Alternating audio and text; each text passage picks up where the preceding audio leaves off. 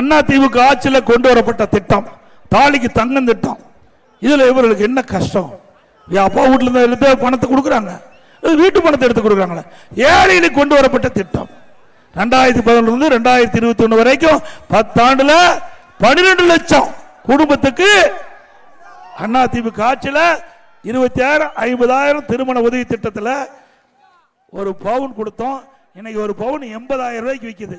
ஆக திருமண உதவி திட்டத்தின் கீழே எவ்வளவு உதவி செஞ்ச அரசு அதிமுக அரசு.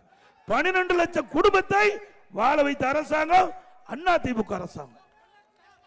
மீண்டும் அதிமுக ஆட்சி வந்த பிறகு ஏழை குடும்பத்தில் பிறந்த பெண்களுக்கு உரிய நேரத்தில் திருமணம் செய்ய வேண்டிய சூழ்நிலையில் அந்த திட்டம் தொடரும், நடைமுறைப்படுத்தப்படும். திருமண உதவி திட்டம், தாலிக்கு தங்கம் வழங்க திட்டம் தொடரும். அது மட்டுமல்ல, இந்த திட்டத்தில் இடம்பெறுகின்ற மணப்பெண்ணுக்கு பட்டு சேலை வழங்கப்படும், மணமகனுக்கு பட்டு வேஷ்டி கொடுக்கப்படும்.